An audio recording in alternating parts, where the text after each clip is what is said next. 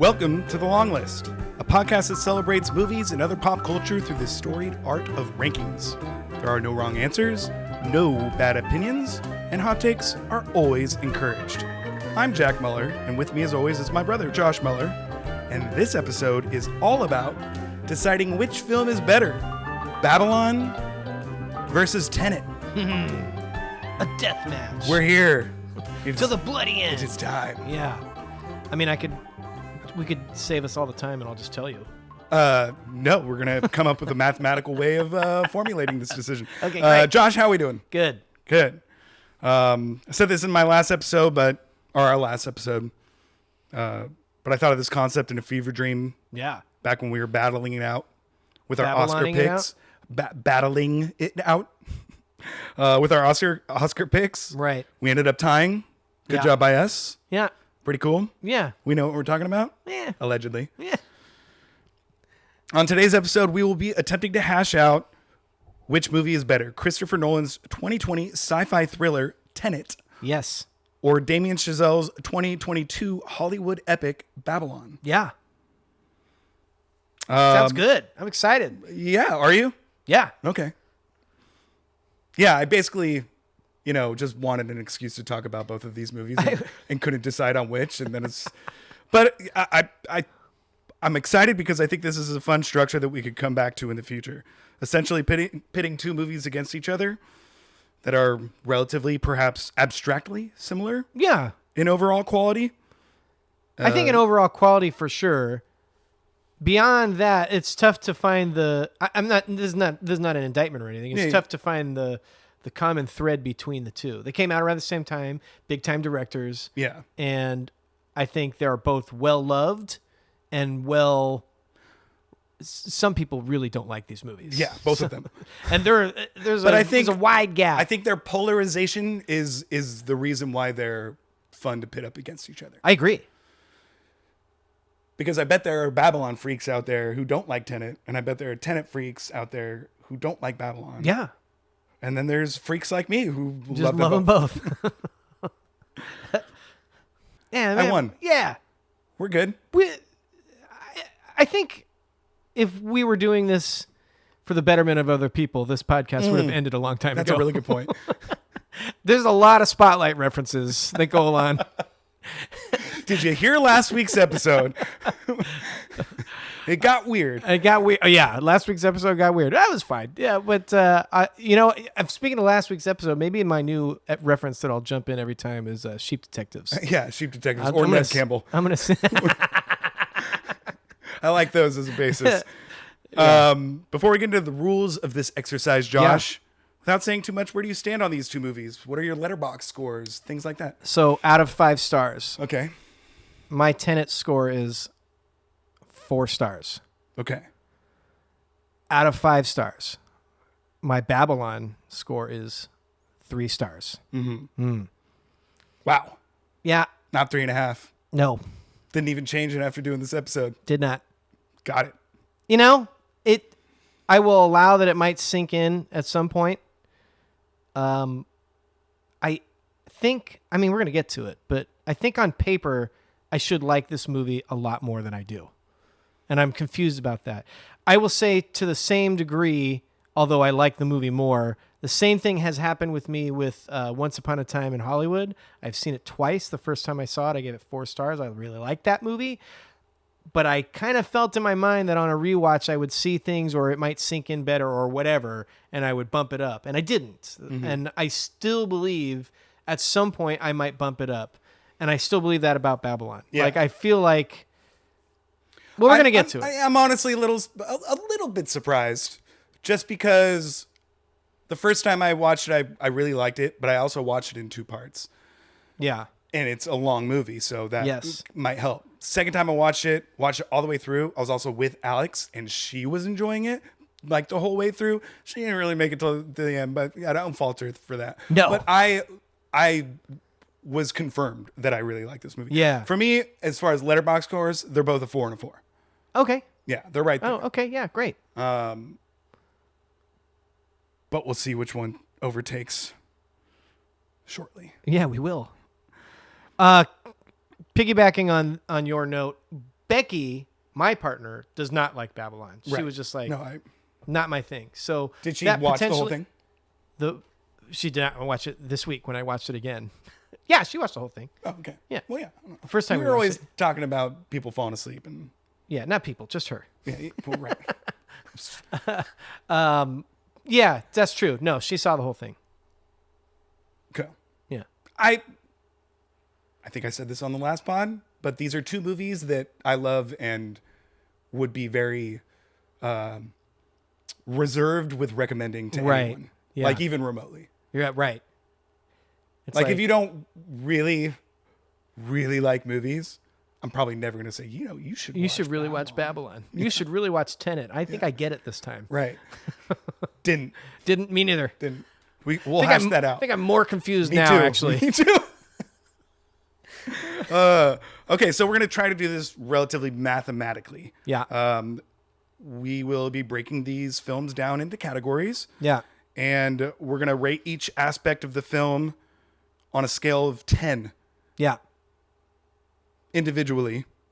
And then have the average. Maybe come together with an average. Yeah, but we're going to use those 10 scores to make our own personal average of the film. Okay. I don't know if you did that. But it's a quick mathematical. Oh, you mean like add up my numbers to come up with a total? Yes. Oh, okay. Yeah, I can do that. Well, you don't add them up. You find the average of the 5. Okay. Yeah. Yeah, no, I get it. Okay. The categories are directing, acting, writing, cinematography, and overall vibes. Yeah. I put down overall enjoyment, rewatchability, respect. I think the way I went with it personally is rewatchability was the one that I, honed in on the most as far as that score. Okay.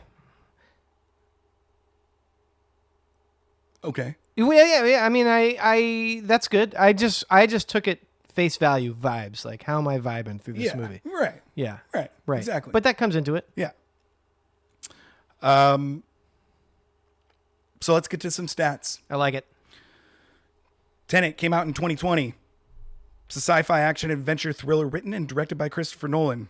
Stars John David Washington, Robert Pattinson, Elizabeth Debicki, Dimple Kapadia. Good job. Yeah. Michael Caine and Kenneth Branagh. Follows a CIA agent recruited into a secret elite organization who is tasked tracking down a new technology that allows objects to move backwards in time in order to prevent a future war and really the end of the world. Yeah. Stakes are high. Stakes are high, as they should be Right. in this. And that's all you really need to know. The world could end I if they think don't- that's all I know. Yeah, yeah. I've been having seen the movie twice. Really? Only twice? Yeah, twice. Wow. 2 times. I throw it on, dude. I don't blame you. Yeah. Don't always get through it. Probably I seen don't it. blame you. I think I've probably seen it all the way through maybe 3 times. I think those times you're watching Tenet, I'm still watching Spotlight. Sounds about right. It was the first Hollywood film to hit theaters during the pandemic, Josh. Opened in the UK Right. August 26th, US September 3rd. Somehow, and I don't understand this number, but somehow grossed $365 million worldwide Yeah. during the pandemic. Oh, well, movies, Christopher Nolan, he's got that power. He's got It was the the juice. pandemic. Yeah, that's true. He's got the September juice, though. 3rd, 2020? Yeah. Weird. That's early. I certainly didn't see it in theaters. I feel like some people did like drive-ins for that, which would make a little bit more sense, but I don't think that's 365 million Is worth. there even a drive-in in the Bay Area? I don't know. I want to go if there is. Its budget was $205 million. Pretty big, but Pretty big. good thing it did those numbers. Yeah. Worked out. Could have been bad. Also, 365 in it just being a totally incomprehensible film almost. Yeah, right. Yeah. Right. It was nominated for 2 Academy Awards, Production Design and Visual Effects. Okay. 1 for Visual Effects. Its IMDb score, we could debate all day about whether these mean anything, but I think they do, at least in terms of this exercise. Right. IMDb 7.3, Rotten Tomatoes 70%, Metacritic 69%. Kind of all right there. Yeah. Letterboxd 3.4. Same. Yeah. Like pretty consistent rating throughout People like this movie. Yeah. Good, which I'm happy about. Good job. I'm with you. It's a good movie. All right, let's talk Babylon. Okay. Came out in 2022. Yes, it did. An epic period piece, dark comedy, drama, written and directed by Damien Chazelle, our guy. Our guy. Stars Margot Robbie, Brad Pitt, Diego Calva, Jovan Adepo, Gene Smart, Lee Jun Lee. And it's a depiction of old Hollywood, chronicling multiple characters' rise and fall due to the transition from silent to sound films. A la Singing in the Rain. Premiered December 23rd, 2022. Okay. Grossed $63.4 million worldwide against the $78-80 million budget. Yeah. Not great. Not good. Nope. And then plus they promoted the hell Even out of with it. Brad Pitt and Margot Robbie. Yeah. Yep. They promoted the hell out of it too, so they lost a lot of money because they put a lot into the marketing. This was before movies were back. This is before movies were back. I don't know. Yeah. I wonder what would happen if it came out today. Probably not much different. This was like 4 years maybe ago. a little different. Nominated for 3 Academy Awards, costume design, score, and production design. Yeah. Didn't win any of those. It was nominated for 9 Critics' Choice. A little more my speed, those Critics' Choice Awards. Including Fucking Oscars, man.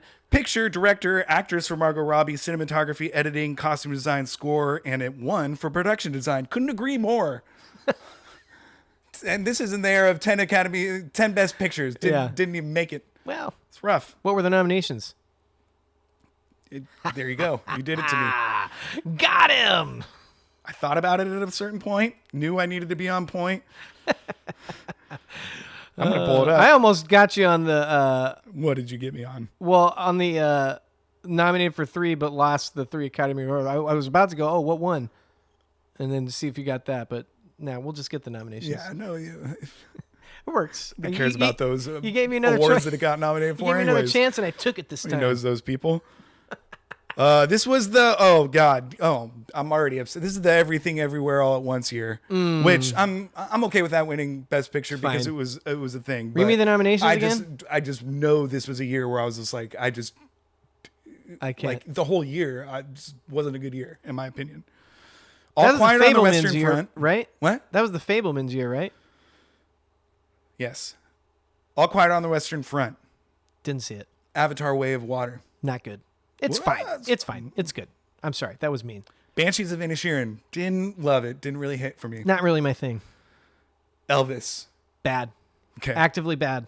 Okay.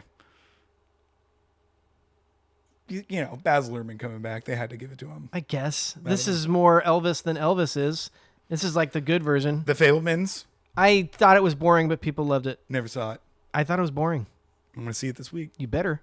Tar. Fire. It's incredible. Just In this, so good. not many notes on Nope. this end. It's really good. How did it not win for Best Picture? I don't know. That movie's really good. Top Gun Maverick. Oh, I forgot about that. Sorry. No, not only are there not many notes, there are no notes for that movie. That should have won Best Picture. It never was going to, but Triangle of Sadness. Oh, Bet you didn't see that one. I forgot about that one. Yeah. Yeah, I didn't see that one. And Women Talking. Couldn't even tell you what that is. Have it at my house right now from the library. Great. Yep. Nice. I'll report Let me back. know if any men talk in it. Not that would change my mind. Sorry. We are gonna Just more of a Nope. practical point. We got them. We're gonna We're gonna edit that clip one that out. out. we're gonna send it all on social media. It's gonna be great. I'm fine with it. I think Becky in particular is probably really mad at both of us right now. She'll tell me over dinner at some point. Won't be out for 2 weeks. We'll forget this ever Right, happened. exactly. IMDb 7.1.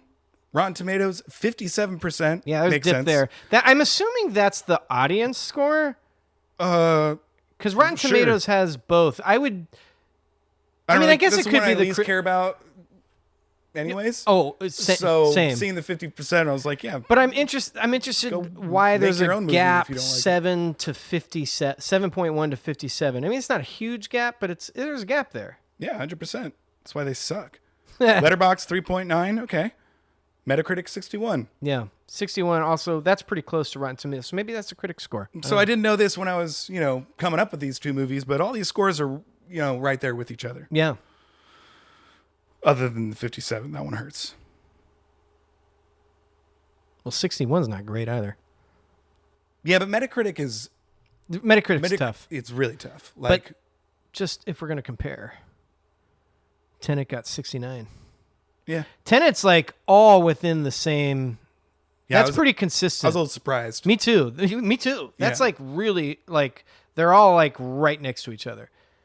Like 7.3, 70% on Rotten Tomatoes, 7.3 on IMDb, 69% on Metacritic, and 3.4 on Letterboxd. That's like all the same. I don't know where we lost everybody. I'm sorry. I know that you agree with them, but like, I mean, the last half hour of Tenet, I have no idea what's going on.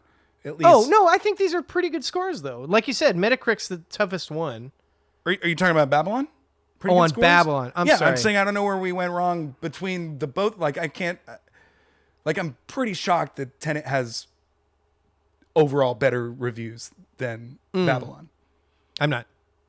Clearly. Actually, these are pretty in line with my ratings, too. All right. Well, let's take a quick break. And then we'll bust out the numbers. Yeah. I want to stress, I'm making jokes about this, but like I am surprised I don't like Babylon as much as I do. Me too. On paper, it seems like a good one. Right. I have my notes. We're gonna get into it. But considering I still, after 2 viewings, have no idea what's going on. Well, I would almost argue that on paper, like it's kind of the opposite for me. It's like on paper, it's like, okay, cool. That sounds like a good movie. But when you watch the movie, it's like, holy shit, this is the craziest movie I've ever seen. All right, let's take a break. Okay.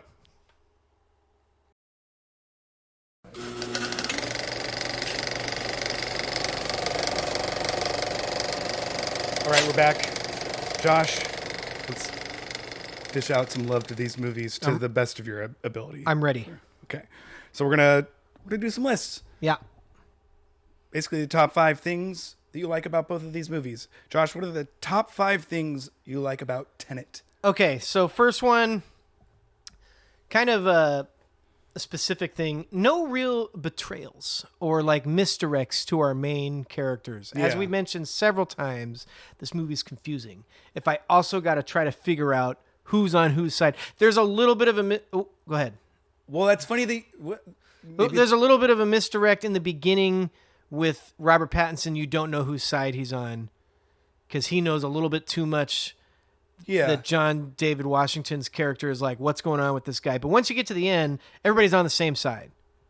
Yes, I was actually surprised about how many times that John David Washington was concerned with being. It makes sense, but like there are multiple times when he's like, you know too much. You know too much. You're not telling me halfway, things. It happens towards the end too when he finally finds out that he does know like way more about the whole Tenet thing than he initially led to. Yeah. And he's like mad and he thinks he's betraying him, but he's not. You know what I mean? Yeah. So they do like... Sorry, I shouldn't say there's no misdirects because like they're leading you up to that. They're making you think that. But at the end, they're all on the same side. Yeah, and right. I like that because there's just so many plot mechanics that I'm trying to work out. It's nice that at the end, these guys are all on the same team. Yeah. And it's cool and they're homies. We get up to some stuff. Yeah. That's great. I know. I wish there was a sequel or a prequel with John David Washington and Robert Pattinson just like doing time stuff. Yeah. I think that especially on this last watching, I was just like, it's almost written for it. You know what I mean? It's like, Hey, I mean, never say never. I'm not saying never. I hope it happens. I don't think it will, but it's good. Not to spoil the lead, but it's good vibes in this movie, and I would love to see it. That's not really like why I like this movie, but I wish I had it. It's like that kind of level of good. I wish I had that sequel. Number 3, incredible visuals. Yes. Just like, I don't know how they do some of this stuff, and even in the small moments, like a lot of it takes place on the Russian dude's yacht. That all looks great. Looks great. Ocean looks great. Alex came in at like the second half of this movie, and I was just like, You're not going to have any idea what's going on. I had already told her about it, which is why she never really had any interest in it. But this time she just didn't have a choice. Yeah. And at one point, she's like, she came in and she's like, oh, are they on a boat right now? And I'm like, yeah. And it's a good one. Yeah. Looks great. Yeah. Really good. Big ideas from just like what really could be like a cool action genre film. If it was made by a different director, I don't know if this sells 300 and whatever million. Mm-hmm. I would say, well, not most, but many big action or action genre films, just kind of like it's like two guys get together and they're trying to solve a mystery. Let me be clear. I love every one of those movies. Yeah. But this is trying to aspire to something more, mixing in sci-fi.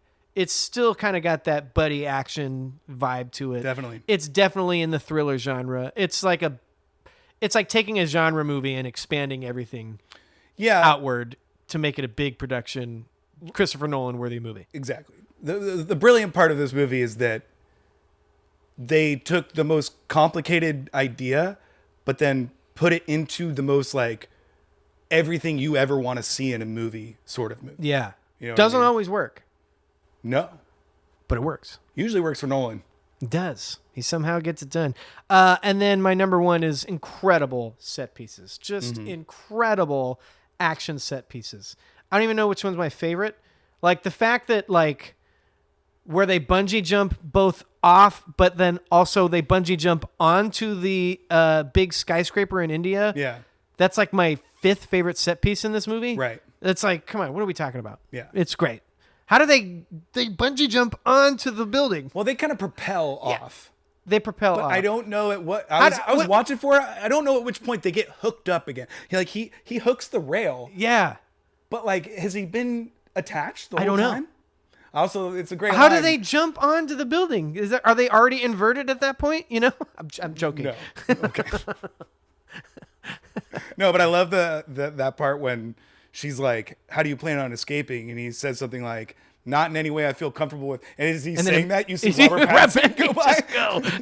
It's great. Really good. So those are my five. I like it. What about you? Any movie that takes me to so many different locations, I'm in for. Just fantastic. Just all over the world great. in a blink of an eye. It doesn't matter how. Born Supremacy. I thought about it when I thought about that when I put it down. I was like, if Josh makes a Born Supremacy son joke, of a bitch. That was my game winner. Unbelievable. Just kidding. It Nah, pulled away at that point. Yeah. I put, as far as action movies go, this is pretty close to being visually perfect. Kind of what you said about visuals. Yeah. I mean, we didn't. No part of this movie do we need, but like, No. Getting an action movie and having it just look so damn good. We haven't even talked. Well, you might talk about it. Never mind. Yeah. Looks great. Looks great. I guess mine are kind of pretty similar to yours. I said I love that the whole time, like, you're seeing this movie and then you get to the end and you're like, did I just watch a buddy cop movie? Yeah, and I didn't even know it.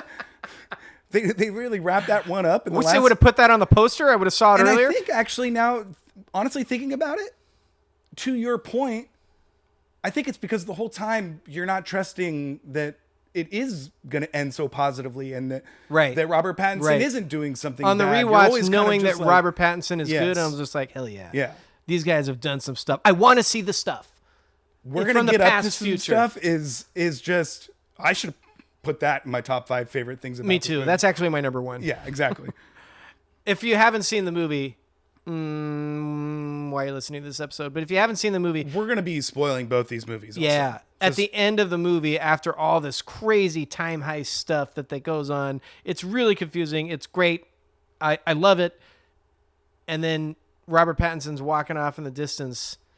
And he's like, hey, man, how do we know each other? Oh, you trained me, all that kind of stuff. And then he goes, what's going to happen? He goes, oh, we get up to some stuff. I know. It's just such a great line. Well, also in this, third, fourth viewing, this was the first time I understood the sad undertones of it.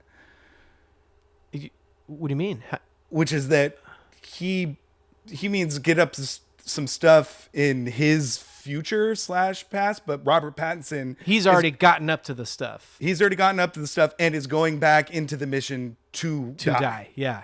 So that's the I didn't end get of that. his story. Really? Yeah. Oh, yeah. That's the end of his story. Mm-hmm. But he knows that he has this whole life where he's done all these crazy jobs with John David Washington, which is his future, Yes. but Robert Pattinson's past. Ugh. It's confusing just to talk about it. It is. And it's a really, really good play on a happy ending. Yeah. You know what I mean? Yeah. Because it's not a happy ending. It's not a happy ending for him. Exactly. But for the main character, it's like, oh, I'm going to meet you in the future and we're going to do all this crazy shit.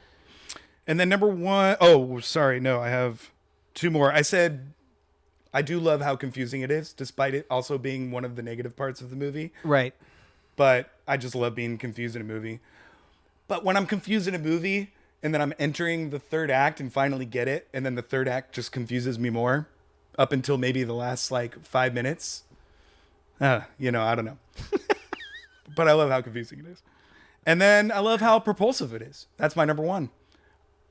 As soon as this movie starts, huge, crazy action set piece, really gnarly. Still don't get that one. The first opera stuff. I'll watch it again tonight. But you're right. But yeah. It's a great set And piece. then you're though. off, and then you're just we're in this going. crazy thing, and you just got to figure it out. Yeah. Good luck. Very much good luck. All right, Josh, 5 things you like about Babylon. Echoing the first part. Incredible set pieces, especially Yes. the first 2. Yes. Just great. But there are a couple sleeper hits towards the end, as far as set pieces. Yeah. It's a movie about old Hollywood and a movie about making movies. That's I'm sure there are examples where I can figure it hasn't worked, but that usually works for me. Yeah. It's good stuff. Great. Does a damn good job of it. Yeah, great backdrop with which to set your story. The pace is breakneck for the most part. It does slow down in parts, but not many. It's just going the whole time. Yeah. Propulsive, like you said with Right. Tenet. Looks great. Academy Award-winning cinematography. Is that what you said? Didn't win. Oh, okay. Not No, Academy didn't even get nominated. All right. Got nominated for some. Maybe it won in the Critics' Choice. Whatever. He got nominated for a Critics' Choice. Hey, yeah. there you go. Looks great. And Chazelle is the director, really pulling out the stops, not holding anything back. Didn't leave any bullets in the chamber. No. He went for it. Right. In every minute detail. Yes. So those are my 5. That was 5, huh?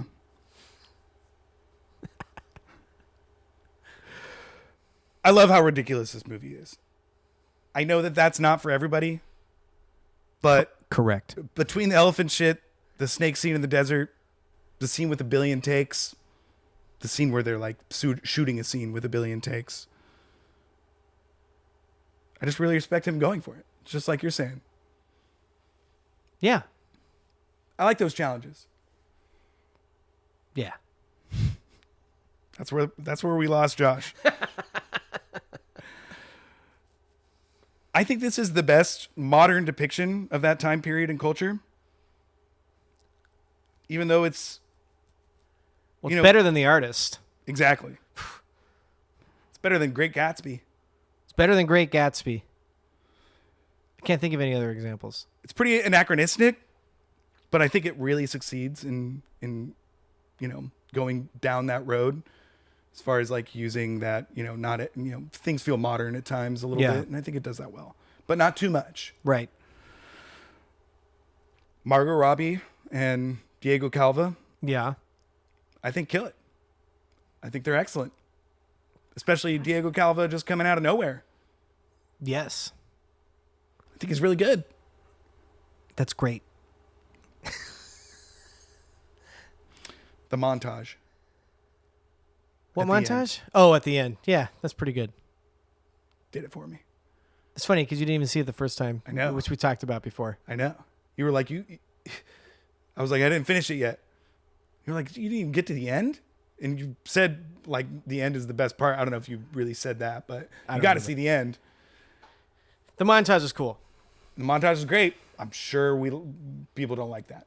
Yeah, I can like there are modern movies in the montage, like they show Avatar they in show the Avatar. montage, which is like, okay, we're jumping the shark. I like it. I think that's cool. We're showing it's all really of cool. movies. Yeah. But I can easily see where that might take someone out of it. Not me. Right. And then I said the first 45 minutes are just spectacular. Yeah. Like you said, the set pieces. Yeah. Huge. Especially the film scene. Yeah, that was the second set piece. The second set piece, yeah. On the set of the first On the day set where they're of the- shooting all the movies. That's really good. It's so good. And sending him to go get the camera. Yeah. It's great. Spike Jonze. Spike hilarious. Jonze. I don't know how that happened.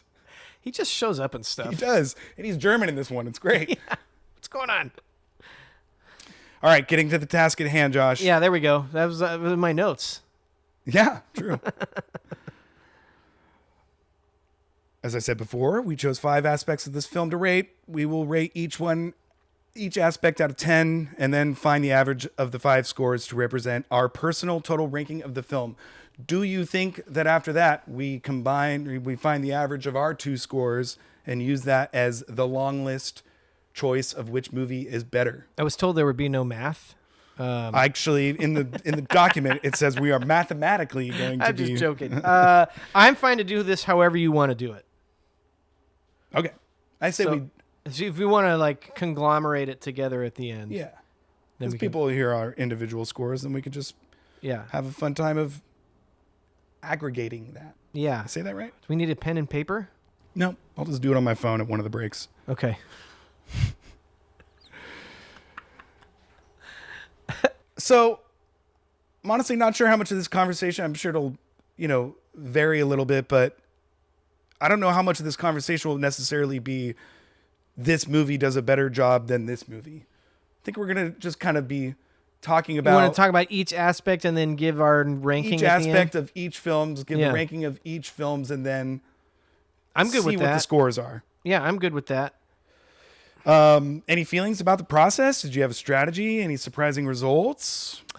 No, not really any surprising results. Other than the fact that the second time I watched it, I like I said, I did expect to like Babylon more, and I just didn't. And I don't dislike it. Mm-hmm. I'm kind of in the middle, which seems to be in the minority of how people feel about this movie. People either love it or don't like it. Right. And I'm kind of right there in the middle. Yeah. But as far as the process goes, no, I mean, I watched the movies. I took my notes while I was doing it. Came together pretty easily. Then I just need to assign a number grade to it. Yeah. I think the most, I guess with the number grade part, I think the most difficult part, surprisingly, was who to blame for the negative aspects. Yeah. You know what I mean? So between like the directing and the acting, who do you blame, the director or the actor, or, things like that. Right. And you said you went pretty positively. I would say for the most part, I didn't do that.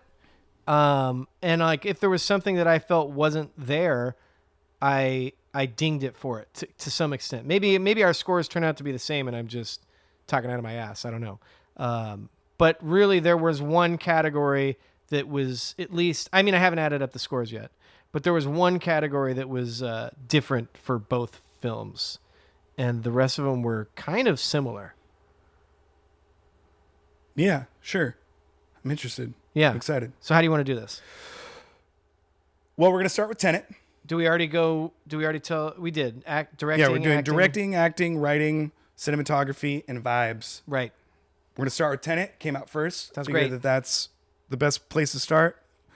We're going to start with directing. We're going to give our scores, our aggregate scores at the end. Okay. That's what I thought. Yeah. Okay. Directing. Yeah. Just going to vamp for a little bit here. Please. This was Nolan's 11th film. Feels like he really went for it. Yep. And feels like he knew that he was going for it. It feels very self-aware, I will say. Whereas Inception was super confusing and really weird, Yes. but also trying to make some pretty grand point Yeah. that didn't land home. Whereas For some people, it landed home with a lot of people. yeah, well, I think the things that they liked about Inception are like I'm saying there's like a conglomerate out there who thinks Inception No. is the greatest movie ever made. right, and I think it's for the similar reasons as Tenet. I don't think those people are really attached to what he was trying to say. Maybe, Yeah. but I think a lot of people just thought it was an extremely entertaining movie. Yeah, and true. with this one, I think he leaned into that more. Yeah. Didn't have much of a grand point, moral thing, which there is some stuff there, but it's just kind of a spy Like just thriller. make a sick action movie. And make it even fucking crazier than and confusing than Inception. We're going to turn it up to 11. We should also just say, and we've said it before, there are a huge amount of people out there, mostly like 20 to 28-year-old dudes that just worship the ground that they worship at the altar of Christopher Nolan. So yeah. I would say, apart from that group, you're right about how people feel about these movies. Yeah. Yeah. He also seemed to have kind of like mastered what he was doing. And I think it's pretty interesting that he hasn't gone back to that since. So he did Dunkirk, then he did Oppenheimer, and now he's doing the Odyssey, which are all not necessarily coded Sci-fi thrillers. Right, exactly. Yeah. Confusing things. He does his I best. mean, it's pretty confusing. Yeah. But, you know. It's funny because Dunkirk is told in 3 different timelines at the same time. Uh-huh. And then he was doing flashbacks and weird things in Oppenheimer. Right. He's Black going and to tell white. Odyssey out of order. It's not going to be linear. in what way? I don't know, but that's what I heard him. He's like, well, we had to change the timeline a little bit and go back and look at all this. And I was like, of course you did. Nobody had to do that, Chris. You don't have to do that on any of your movies, but he does it. So I'm excited. Interesting. Yeah. He's just, the guy just loves messing with the watch, Jack. I wonder how he's going to. I honestly thought it was going to be cutting between could just be like flashbacks, home and. Yeah. Well, but they start off with, the beginning of the Odyssey, but then they go back and they show like the Trojan horse thing, which happens in the Iliad. So it could just be flashbacks, who knows? But I don't know. We haven't seen the movie. We're going to watch it on the first day of Probably July. going to do a Nolan pod. Yeah, that's the fact. Maybe we'll do it out of order. Ooh. It's kind of a fun idea. We'll do all of our lists from 1 to 5. Yeah. As opposed to 5 to 1. Just to mess with them. We'll rank our Nolan movies right out of the gate and then say the welcoming opening thing. I gave it a 7. I also gave it a 7. For directing. Yeah. Which I honestly put down a different number at first. Okay. A higher number. I figured. But I don't know. Kind of loses control there. That's my big thing. Directing encompasses everything. I know. Everything is technically under the directing blanket. I really like this movie. I really enjoy watching this movie. Yes. But if you ask me to explain the plot points, having seen it twice, I'm going to get lost. And I don't even necessarily, because you could say the same thing about like Mission Impossible Fallout. Sure. But with this, I'm honestly like in the last 30 minutes a little frustrated that now I don't even understand more. And I want to understand more in this because they're telling me there's this bigger world and they bring the mechanics into the movie. Whereas Mission Impossible, I don't want to like dumb it down because I love those movies, but I'm going there to see Tom Cruise stunts. Yeah, right. I know there's a plot. I can follow the plot. If you don't follow the plot, whatever. Tom Cruise has to go get a thing and save it from the bad guys. And like that's the story of everyone. Yes. So this one is intentionally different, and it's trying to do something bigger, and it's confusing. It's confusing. And like I said, I like confusing Right. things, and I like the confusing part of Mission Impossible Fallout or any Yeah, Mission fine, Impossibles because I'm like, oh, maybe I'm watching something a little smarter than I think I am, but it's probably not. It's just confusing. Yeah. But yeah, it's That event, at the end of the day, falls on the director. right. Yeah. I think there's a moment where they establish some rules about the inversion, Yeah. especially when Aaron Taylor Johnson comes on. Love seeing him show up. By Yeah, the that way. was great. And he's only in half the movie and he's really good in it. He lays down the rules of when you're going into this world. Yeah. None of those rules mean anything in like 15 minutes later. And I'm sure there's a reason why. But I haven't been able to figure it out. But I don't know in which. I think maybe he just lets us figure it out. But, they say everything's going to be going backwards, and then it's not, because I guess they go through the whatever. It's like you don't see yourself. Everybody sees themselves, constantly. But you can't touch yourself. Oh, maybe it's just touch yourself. Yeah. Really? I think it's touch yourself. Anyway, it's still confusing. That falls on the director. Yes. I have some subcategories for that, but we're going to cover it. So okay. Yeah. Do you have any other notes on the directing? Well, just like part of the confusing is the writing. We're going to talk about writing. We're going to talk about acting. So I think we adequately covered it. Ultimately, this movie is awesome, but there are holes, or at the very least, vagaries that I can't figure out. And if that's the point, great. It leaves me a little frustrated. If that's not the point, then the director basically didn't totally do his job. And maybe everything gets knotted up into a nice tight bow, and I'll figure that out on watch 17. But after watch 2, I'm more confused about what's going on than I did on watch 1. Yeah. Because on watch 1, you're trying to figure everything out in real time, and at the end, the movie makes it seem like it all gets wrapped up nicely. Right. And you're like, oh, I was just going to trust that worked out great. But then when you know everything and you go back and revisit, now you're trying to figure out the rules, figure out the plot, figure out who's going where, and it lost me. So 100%. Not to mention a bunch of secret theories and things that we we didn't even get into. Plus, Becky showed us that thing about the Tenet plaque. Yeah, you know what I meant to. Maybe we'll look at it in a break, okay. and we'll explain it better. We won't be able to explain it now. Acting, great. I feel like I'm going to try to get this idea out there in a nice little box, but I don't know. Okay. I feel like acting is one of the lesser aspects of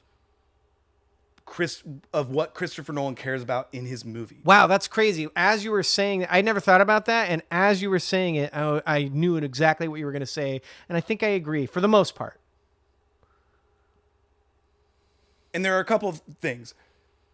All of his really big actors in his movies are always really good. Yeah. Leo in Inception's really good. Really good. Cillian Murphy, Oscar winning. Great. Robert Downey Jr. Oscar winning. Yeah, sure. Those are Michael Caine. He's the same guy and everything, but shows up in all of them. Exactly, and he's obviously good. But the other part of it is that it almost is like you didn't have one better take of that. Like sometimes you see line deliveries and things like that, and it's just like that's just weird in general. I got it on here. Nice. So just do it one more time because they seem right there, but we're close. Why didn't you just give him some notes? But he's probably worried about how he's going to make a guy fighting himself 100%. in backwards in time look awesome, which, by the way, it does. It does. And I don't really care about those weird, awkward line deliveries at the end of the day. I couldn't agree more. John David Washington. Okay, yep, this is it. I'm glad you had this. I thought this was going to be hot takes. I love him. He's great. Love watching him the whole time. He's got super cool. One of the faces that you can't. He's got the thing where you just watch him. Super cool. One of the parts of this movie that I love. Great physicality. Super good action. Really holds the screen well. Yeah. Does all the stunts. He looks great. But tough line readings, dude. Is he good at acting? Tough line readings. It's pretty tough. Like, what are you doing some of the times? And so this was one of the moments where it's just like, is this on Nolan or is this on John David Washington? Right. That's what I mean when I'm like, I think we're gonna hash out my further notes on the directing in these subcategories. Kenneth Branagh. Hang on. Okay, sorry. Let's. I don't want to hammer this home because I really like John David Washington, but I will give him the benefit of the doubt that he's talking about some weird shit in this movie that's confusing for me to listen to it, and he's got to deliver this in a compelling way. It's tough dialogue to deliver. I will give him that. Okay. But but he does not do a good job. There's his dialogue. We'll get to writing. His dialogue is poor. Yes. Delivered poorly. Conversely, he's usually being explained too. Confusing stuff. I have notes about that too. And his lines are more like throwaway, like kind of like funny lines. They're just delivered don't dry and they land, don't hit. Yeah. And it's just like, yeah. It's just all the action stuff and all the nonverbal stuff. This makes us sound like we're killing the guy. No, I have a hard time with this. He really holds the screen well, but he does not deliver these lines well. Right. If we were doing this exercise, I might not think twice about it. I might be like watching the movie being like, that was weird, but it's Christopher Nolan movie. This happens a lot in Christopher Nolan. It happens in Batman all the time. All the time. And we love those movies. Yeah. But like, then I sat down to do this. I can't. He's the main guy in the movie. It's not good. Kenneth Branagh. Yeah.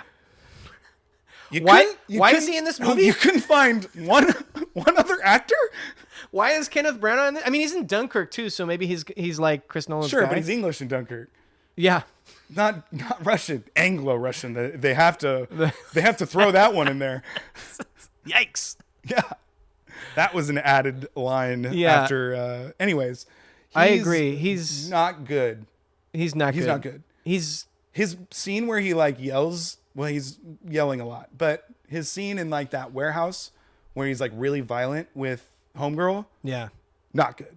Not good. I'll also say, and this probably for the younger crowd doesn't matter as much, but when I see Kenneth Branagh, I'm like, why is this guy your Russian villain? Like, it doesn't, there's too much baggage with Kenneth Branagh that I've seen in other things. Exactly. That it's like, this is supposed to be like some... I never really like him that much in I don't movie, either. But he's more of a stage actor, so I think that's what's and a director, and he he's does like things. a Shakespearean, like that's how he got his fame, is becoming a huge Shakespearean actor. Yeah, and he's been in lots of stuff, and he's writes and directs, and that's all great. But I just see him, and I'm like, immediately, I'm like, why is that's Kenneth Branagh? That's Kenneth Branagh. And he's then not when Russian. he's Russian, yeah, it makes it even weirder. It's weird, and he doesn't do a particularly good job.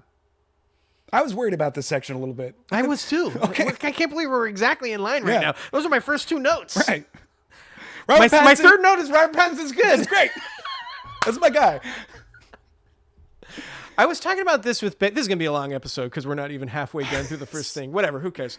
I was talking about it with Becky the other night how it's interesting how some actors are willing to take smaller roles in cool movies when they're big-time movie stars. Robert Pattinson now is one of the biggest movie stars in the world, and yet he'll still, this was a little while ago, but he'll still show up as the second or third lead in things if he thinks it's cool. Though. That's what I'm saying. Yeah, but not everybody's willing to do it. Right.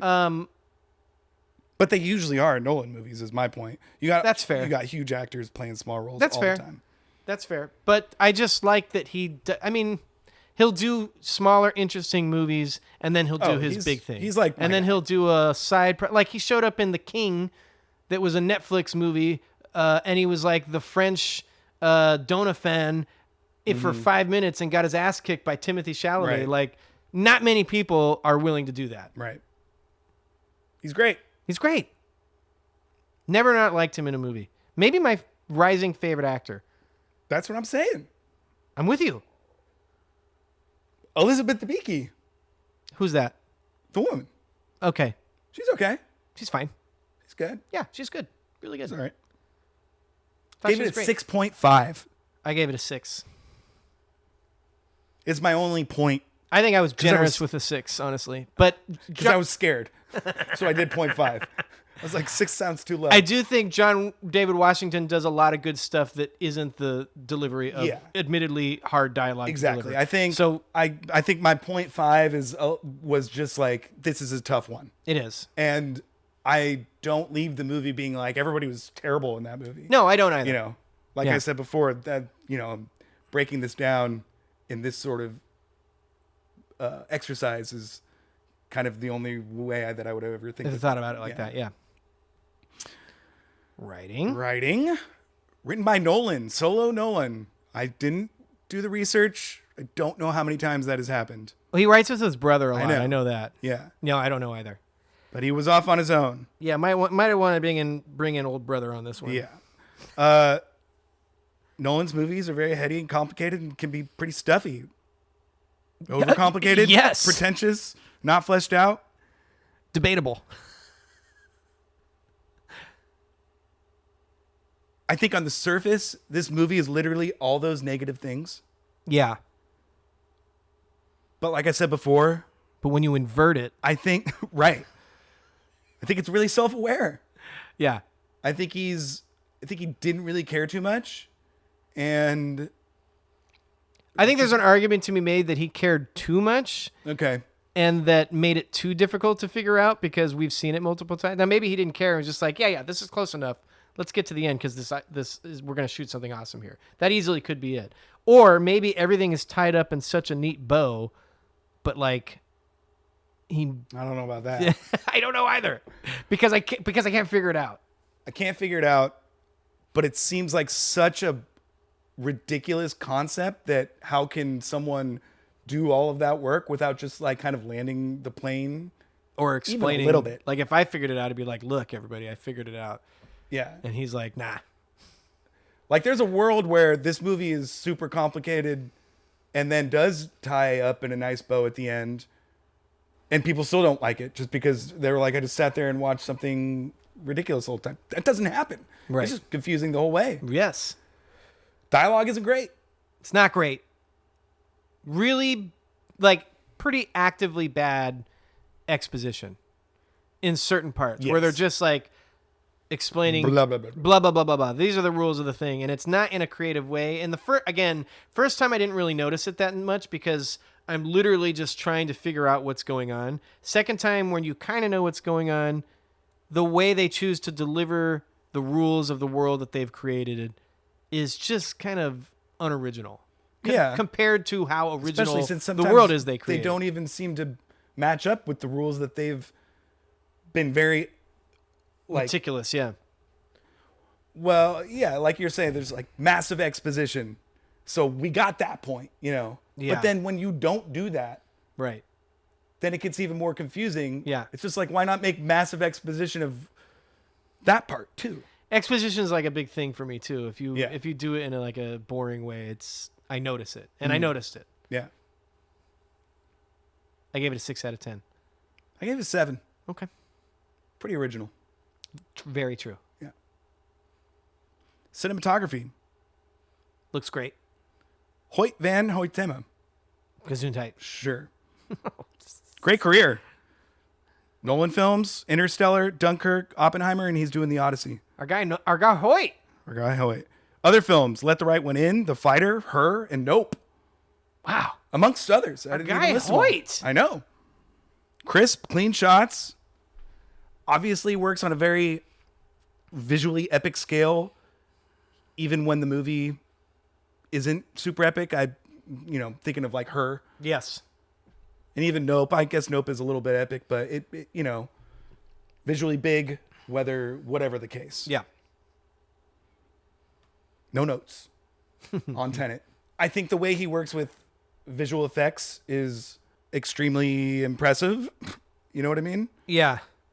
Mixing in with kind of like it's either crazy visuals or like you're in a room and both look great.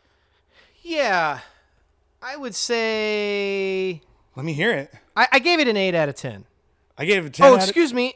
No, I gave it 8 out of 10. I gave it 10 out of 10. Yeah, I think I went a little low. I mean, it does look great. I said his ability to coordinate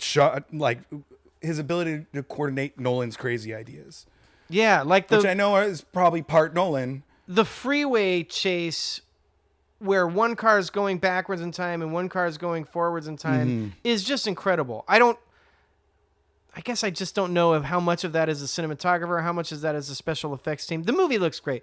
I guess I could bump it up to a 9. No, I'm going to stick it at 8. Okay. I'm going with my initial thoughts. Sticking it at 8. I really like it. Yeah, It's I not like the it. best I think looking movie I've ever seen. it's as far as cinematography goes. I don't know what anything he could have done better. I think each location looks different. They do a lot of blue and red lights when they're doing the time stuff. Like one side is red, Oh, like yeah, a red that's light. true. One side is blue. So Yeah. that's kind of how they, they also. I noticed they use like this like mist a lot, which comes into play when they're doing backwards motion. So it's like a way to, that's probably Nolan, I don't know. but like, yeah, the mist or the smoke is going in a different direction. right. So you can tell but that- it doesn't subtly, like when he's on the like they're by like the docks, the free port, and Yeah. there's like stuff coming out of manholes. Yeah. It's all in forward motion. Then he goes inside, and then when he it's going comes out, it's back all in. going Yeah. backwards, and Really cool visual things like that. visual things. But I don't know if that's the cinematographer necessarily. Might be. He had to capture it. He did. Good job. 8 out of 10. Vibes. This one's a little more subjective. I agree. Like I said, I went a little more rewatchability. I really enjoy throwing this movie on. It kind of has everything I want in a movie, even if I don't know what's going on. I put this is where the movie really shines for me. Yeah. There's a lot of flaws that we can nitpick, and we have. Mm-hmm. Ultimately, I think this movie is rad. Yes. I just like watching it. Yeah. I don't know what it is. Maybe it's chemistry between the two characters. Maybe it's the cool idea. Maybe it's trying to figure it out. Right. It's a very cool movie, and I really enjoy watching it. I gave it a 9 out of 10. I gave it 8 out of 10. 9 out of 10 vibes. I'd Yeah. watch it tonight. My 8 is really about just getting frustrated at the end. Yeah, that's Because true. they really ramp up the confusion. But you know, first 2/3 of this movie, I could watch any day of the week. I mean, I watch the whole thing, but you know. Yeah, but we're gonna get up to some stuff at the end. That's like the best vibes of the movie, I man. know that is the best vibes of the movie. It really makes it shine. But I know that going into it Yeah. now. So I can really just like sit back and watch them be homies and meet up for the first time. Allegedly. Right, right. Diet Coke. Diet Coke, man. That is your favorite. What? So my aggregate score was 7.7. I guess I'd have to add mine up, huh? 7.7. Oh, I'm using my phone. Here, I'm going to give you my scores. You ready? Yes. 7, 6, 6, 8, 9. Wow, lower than mine. What? 7.2. How am I getting points? Because there's odd numbers, dog. Oh, yeah, I guess that's true. 36 divided by 5.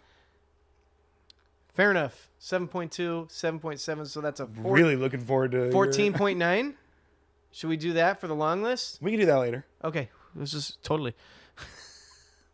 No, we're gonna find the mean of our two numbers. Don't be so mean. I can just Just do kidding. it now if you'd like. What did I say? 7.2? 7.2 and 7.7.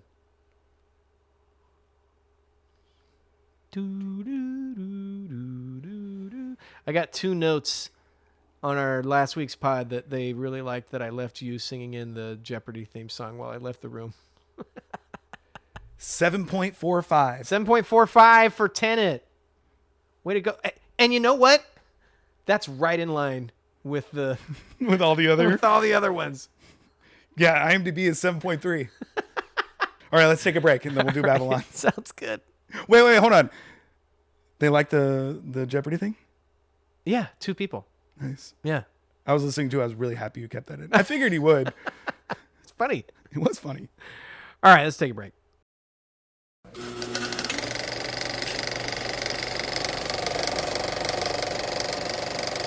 All right, we're back. Before we move on. Sorry. Josh, do you know about the Ed Harris Truman Show meme that has now hit the memes? Saw some good ones. My favorite thing. It's pretty good. Rarely is there one that I don't think is funny. Okay. I was in the bathroom just now. I saw one where it's Chris Nolan's face superimposed onto, Yeah. the whole thing. It says he's excited for the movie. Now make the absolute worst casting decisions imaginable. So good. I love when I go into the bathroom and I see something totally relevant. Oh, we forgot to look up the Tenet thing. Which one? The plaque thing that Becky sent us. Whatever. All right. Let's do Babylon. Okay. Really excited for this one. I think I'm going to disappoint you. No, I mean, yeah, I'm ready for you to disappoint No, me. I mean like, well, whatever. You'll see. Directing. We're starting with directing. Yeah. This was Damien Chazelle's 5th film. 5th.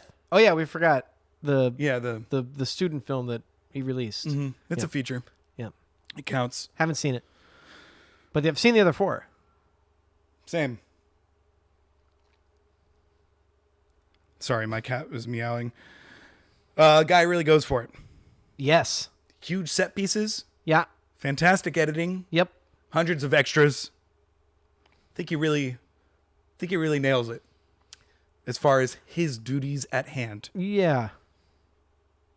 And I think his ability to pack so much into all these set pieces, which would already be good, but like, you know, if you're watching the party scene at the beginning, you could just pick any part of the frame and see something new every time. There's Right. like so many things going on.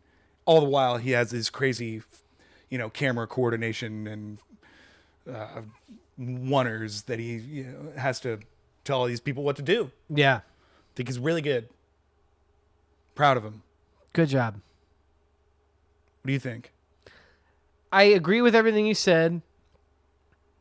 I think him saying he really goes for it, A little bit of a little bit too much maybe. Like, this is going to be the overall theme of my negative slant, if there is one, towards this movie, in that I can feel everyone really trying. It doesn't feel natural. Like, I feel like everybody's going, look what I can do. And it just, something about it feels a little off. Now, technically, it's really well done. You mentioned all the choreographed oneers. You got to get everything right to get that shot right. I can't imagine how many times they did it. Everybody's clearly having fun on the movie, and he knows how to set up a shot and move a camera and conceive of these big set pieces. But I just feel like it's almost trying too hard. That's my only note. I think it's more stylized than that. I think it's supposed to be that. I agree, because the whole world that they've created is over the top. Yeah. But It doesn't do it for you. I wouldn't say it doesn't. Well, all these kind of bleed together on this one for me. Actually, for the last one too, because, you know, we were talking about writing and acting in the directing part. So ultimately, I gave this a 7 out of 10. I think it's a technical marvel that doesn't totally feel right to me. I gave it a 9. Yeah. I think a lot of those things are on purpose. I think the big thing is that this is like a big cocaine movie. Okay. Like, everybody's on coke the whole time. Right. And I think that is lending towards it. I think having the mix of modern with old-timey is kind of coming to a point there. Yeah. With the overdoneness of it, because you get the old-timey old actors, but then you kind of get the gnarliness of modern things. Yeah. I don't know if I'm saying this right. I just think it's like very on purpose, and I think it's what he was going for. Oh, I 100% agree with that. I think that's why, like, I still gave it a 7 out of 10. It's not like he did a bad job. Something just doesn't feel right for me. I should also say that I really like, we talked about Goodfellas a few weeks ago. You could say the exact same thing that I just said about this movie. You could say about Goodfellas. Yeah. You could say the This exact is a very same Scorsese thing movie. about another Scorsese-esque movie about Boogie Nights, Yes. which we bring up many times. Yes. But for whatever reason, I like those movies more. I don't know what it is about it. I don't know if I've pinpointed that. Whereas this one, again, on paper, I feel like I should like it, and it's not that I don't like it. It's just that something feels a little off to me. And I think it's tone. I think it gets dark more. Well, those movies get pretty dark. Yeah. Yeah. Let's keep it going. 7 out of 10. Yeah. Maybe it'll come to the fore as we talk about it more. Right. Acting. I started talking about that I thought the acting was good in this movie, and you gave me some looks about 30 minutes ago when we were doing it. So you want to go first? I don't think it's bad. I have some notes. The first is, and you know what I'm going to say because we talked about it off mic. The Diego Calva role I just wanted someone with a bit more juice. I don't know if I wanted a bigger star. He just kind of doesn't really do it for me. He's not bad in the movie. I just feel like compared to everything else, now maybe he wanted to have some sort of like a little bit more subtlety in his main performance and have it be grounded in someone that the audience can relate to. I totally get that. I just feel like he's the part that I remember least about the movie. And then other characters, and I'm gonna use Margot Robbie to say this, but it can go for a lot of people. Again, I feel her trying in the movie. Like I feel her acting with a capital A rather than just doing the performance. And it feels like everyone, again, probably because that's the intention, is going for it 100%, 110% of the time. And I just like, it's like, oh, okay, a little overkill. And like, I can feel you trying to put a stamp on this, I guess. It feels, I don't want to say try hard because Margot Robbie's great. I love her in pretty much everything. And she's very good in this. And she's, I'm not saying I don't like her in this, but it doesn't match up to what I would have thought having watched the movie. Yeah.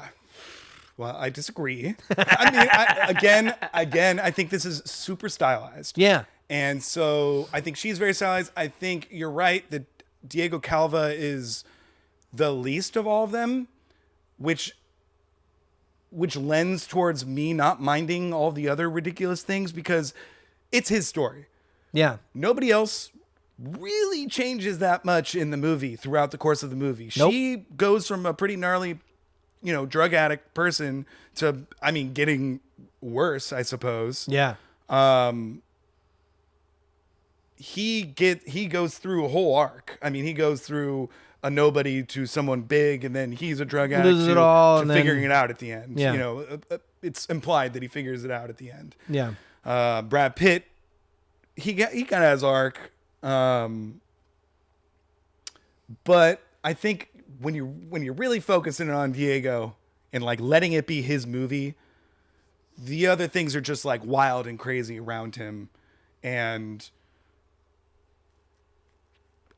I like his performance as far as being a little bit more subtle, a little bit not knowing what's going on. And I think using someone who is, lesser known in that role benefits to kind of what the story is trying to say. And I definitely remember him at the end of this movie. I'm just like, who's that guy? He was excellent. Yeah.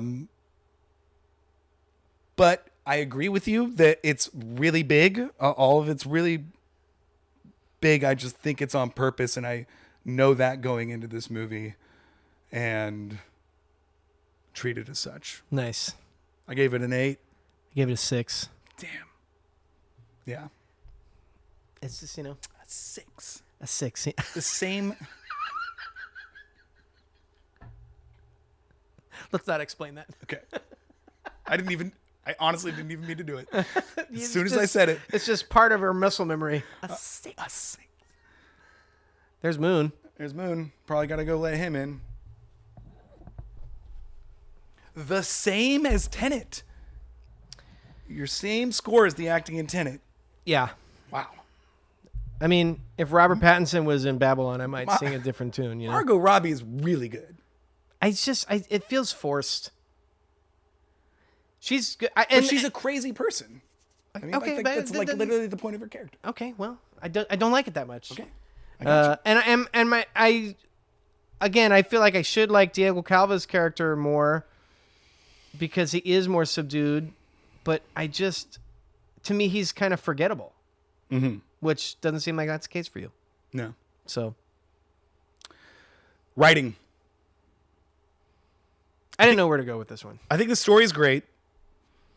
Obviously kind of a classic rise and fall, but like done 4 ways a little bit, like 4 different stories. But I think it struggles with focus in those 4 stories. I think that's a good way of saying it. Even though I like where he explored. Yeah. But the Sydney stuff is just only a couple scenes. Yeah. Even though they're really good scenes. But that's like a whole movie unto itself. Right. Even the Brad Pitt stuff, I guess, isn't totally it's a little all over the place. It's a little all over the place. Yeah, I kind of said it kind of feels like an episodic thing that you're just going to the next thing and not explaining why we're going to the next thing. Like I come back to the South Park guy, Trey Parker, I think. I don't know if that's right. Yeah. He says we teach in all our writing things or our episodes, this happened, but then this happened, so then this happened. This happened because this happened, so then this happened, or whatever. You cannot say this happened, and then this happened, and then this happened. I'm not saying this movie totally does that, but sometimes I feel that way. It's just adding another scene on top of it. I don't know why or how, and we're just seeing another ridiculous scene. Yeah, I'm kind of okay with it, and that's like the part of it that reminds me most of Boogie Nights. Is because you get a lot of different people's stories in that, and they don't necessarily have to do with Mark Wahlberg's rise and fall. Right. You get other people's storylines, essentially. So I think that's kind of what it's doing here. And I do think that it wraps up nicely in the end. And I do too. You figure it out that, you're watching Diego's, or Manny, you're watching Manny's rise and fall, even though you get other people's rise and fall in there, even though it's not as organized in such a way. It's almost like messing with you at different points. Yeah. But I mean, a movie with Margot Robbie and Brad Pitt, you don't expect Diego Cava, who I don't know that I've seen him in anything else, to be the star of it. So they're kind of playing on that a little bit. Right. Yeah. I gave it a 7. I gave it a 7. Cool. Yeah. Cinematography. I'm ready. Linus Sandgren. What? Oh. Linus Sandgren is the director of photography's name. He did, as far as Chazelle movies, La La Land, First Man. I knew there was another one. First Man and Babylon. First Man looks great too. It does, yeah. Very different look. Yeah. But number of other movies. Our movie that we just talked about in our last pod, American Hustle, did that one. That movie sucks. Movie does suck. Joy, another David O. Russell movie. Didn't see that one. And then the last, kind of cooking in David the last... O. Russell, not a great dude, apparently. Yep. Yeah, Then since 2021, he banged off No Time to Die, Don't Look Up, Babylon, Saltburn, Jay Kelly, and Wuthering Heights. Whoa. And he's doing Dune Part 3. Oh, my guy. Oh, I wonder if there's been a lot of Dune back and forth between the Batman and Dune with the cinematographer. Oh, I thought I heard that Denis and this guy fell out of it a little bit. Oh, it could be that. The last guy fell out of it a little bit. Oh, it could be that. But maybe they're all shooting for maybe that was Dune Linus. Part 2. I don't know. I thought it was really good. What? The cinematography this film. Yeah, I agree. It looks great. Yeah. From the daytime shots to the nighttime shot, it goes from light to dark a lot. And the way he moves his camera, I noticed he's done this a couple times. There's a video on Instagram where I don't think I noticed this before this, but it's from La La Land, and there's the guy operating the camera who might be the cinematographer, could just be another camera operator, I don't know. And he's got a whole rig on to his body. And it's a thing where Ryan Gosling is playing piano, and then Emma Stone is dancing, off to the other side of the room, and he's like whipping back and forth between them. Yeah.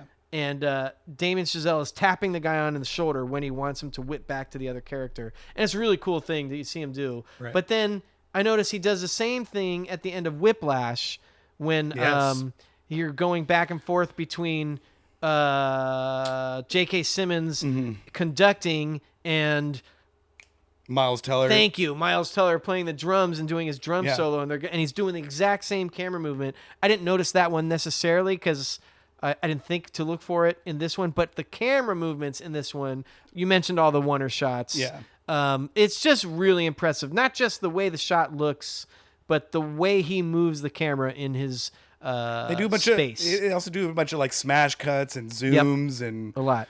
It's all over the place. I mean, it keeps it going. But it's effective. Yeah, looks great. There's one note. Yeah, it has a weird sort of. I don't know if this is intentional because this is like the golden era of Hollywood or whatever, but it has a little bit of like a polished look to it that, say, First Man does not. First Man looks like it's got film grain, it's grittier. Really? I feel like there's a lot of film grain in Babylon. Maybe not film grain is not the best way to say it necessarily. Not saying that's not in there. I'm just saying it does look like there's like a little bit of a polished look to it. I don't know exactly what. Mostly the indoor shots, but that's just one note. I gave it. Went the other way.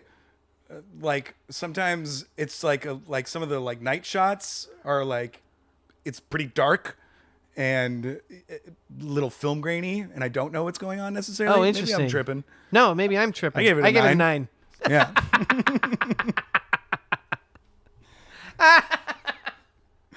We're right there. Yeah. Vibes. I don't think we're going to be right there on this one. You'd be surprised. Okay. I was surprised by how easily I watched it all the way through the second time. Yeah. Because the first time it was like, oh, this is long. Yeah. And then I was like worried that it was just going to be boring at parts. But I was pretty on a high trajectory throughout my second watching of this, like enjoying every next scene that happened, even if it's like a weird scene. That being said, pretty dark. Yeah. Pretty gnarly. Yeah. Couple scenes purposefully unwatchable. Like I really do like the take scene where they're doing it over and over again. I think it's really well done and the editing is great. It's really well done, but that guy dies at the end. Yeah, but it's kind of funny. It's kind of funny, but it's like, oh man, like, it's pretty funny. Yeah. I don't think it's taking itself extremely seriously, though you would guess otherwise by the production quality of it, I'll say. Yeah. I'm not laughing that much in the movie. Yeah. All right. Yeah. All right, okay. But, like I'm saying, it's pretty dark. They mess around with a lot of stuff. Yeah. Obviously, I'm not going to throw this one on as much as Tenet. No. Less to figure out, to be fair. True. You could say that about any movie with Tenet. Yes, right.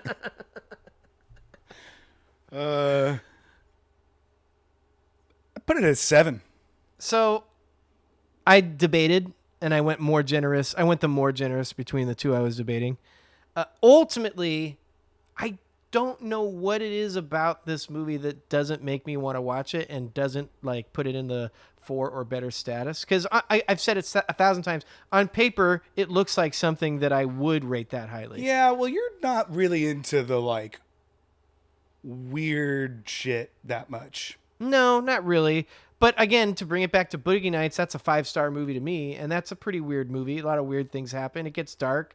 But to me, it just... I don't really enjoy watching this movie.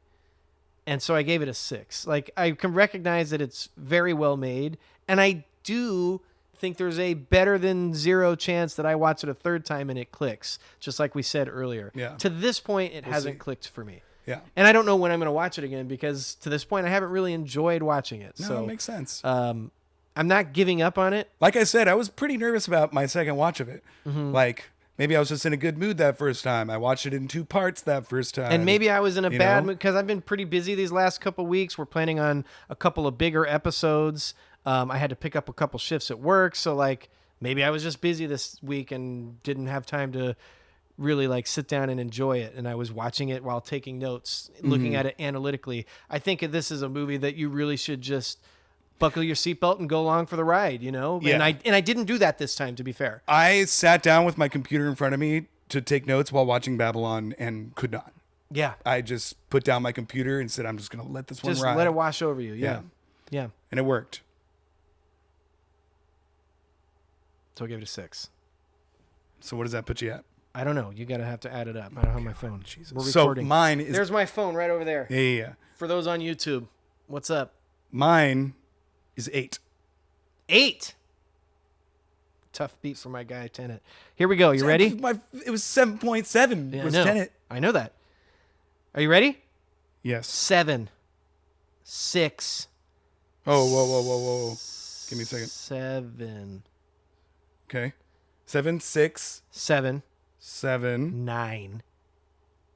6. It's low. That's low, man. That's a 7. That's a 7. Okay. So 7.5.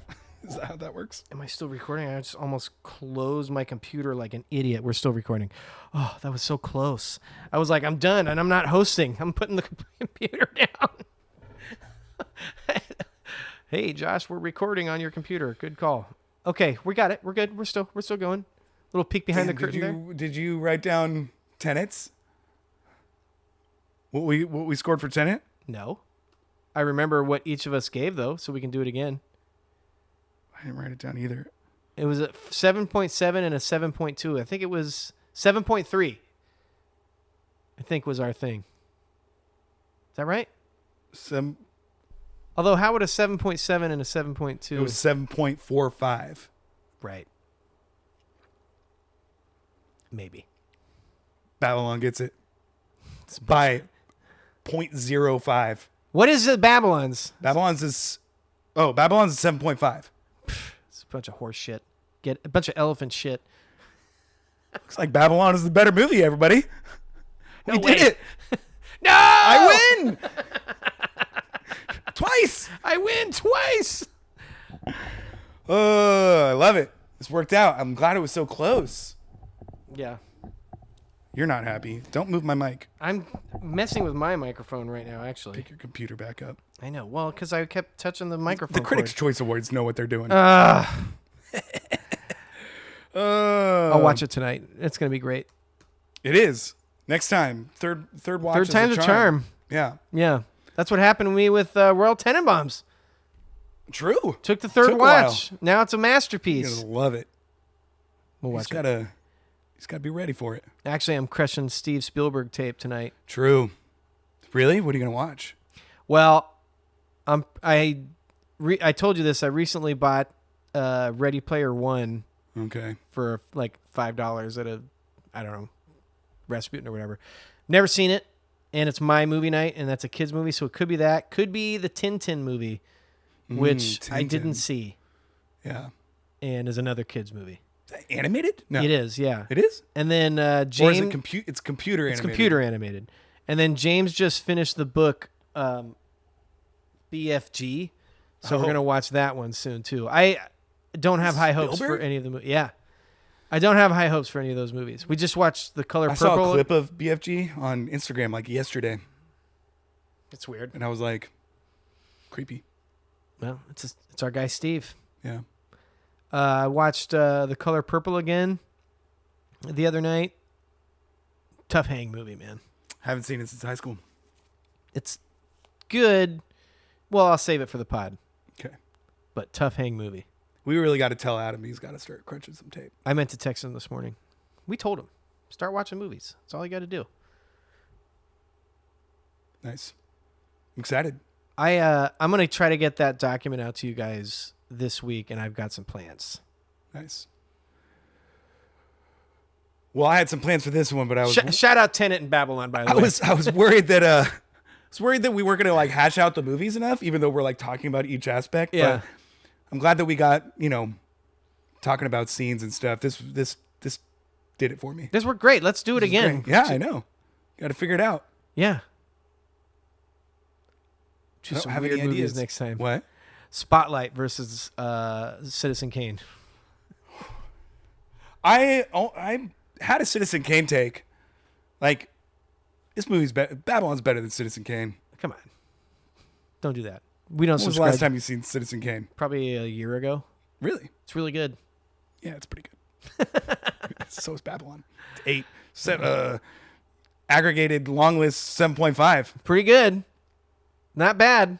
Both those movies right there. Wait, we should keep... Like, I honestly was thinking that your low scores of Babylon would like lower them significantly, which would have made sense. I thought we were going to come out with Tenet on top. I did too. But then when I actually started, I mean, it's interesting. It's a really good movie. No, when you actually start breaking things down, like analytically, like there's nothing. This was my idea. Okay, but No, but I'm saying this was the genesis of my idea. Was No, when you really start thinking about every aspect differently. but that's not how you watch a movie. Oh, you know, okay. like vibes are Vibes. the things. And I mean, if I had gone 5 out of 10 on vibes like I had originally, maybe it would have snuck in there. But It would have been lower, but I went low on vibes. I mean, it went 7. I went 6. That's low. You just said you went 7, and you liked the movie more than I did. Yeah. I went higher on vibes on Tenet. Oh, me too. I went yeah. 9 for Tenet. Yeah, I did 8. It's fucking great. Love watching that movie. You'll get there. You just wait. I don't know. The Babylon Hive is calling you, Josh. I don't think it They're is. out there. It's a mute And I whisper. see you. And I thank you. All right, Josh. Thanks for indulging me in this. Next week is Spielberg? It's funny because I don't know. I can't do we the have math. so many plans. Tenet. We have so many plans, and we're recording this 2 weeks in advance Right. before it comes out. Yeah, so I guess next week would be So Spielberg. probably Spielberg next week. Maybe Part one one. other episode in between. I can't remember. Couldn't tell you. Yeah, nah, Haven't talked whatever. about it. Spielberg. Yeah. Look for that coming to you soon. ET Either phone 1 home. or 2 weeks away. And it's going to be a 2-part podcast. So we get to talk about Spielberg for 2 weeks. But we'll be doing it in one sitting. So Here's to you would swim just in have with to listen to us. bow-legged women. But it's, to prep you for Disclosure Day, which is Yeah. about to come out on the 10th. 12. Get ready. 12th. I don't know what I'm talking about. Yeah. Thanks, Josh. Thanks, Jack. Thanks Yeah. for having me. Thanks for listening, Thanks for everybody. hosting. Of course. This was fun. This was fun. Tenet is better. Have a good night. Not by our mathematics. Peace.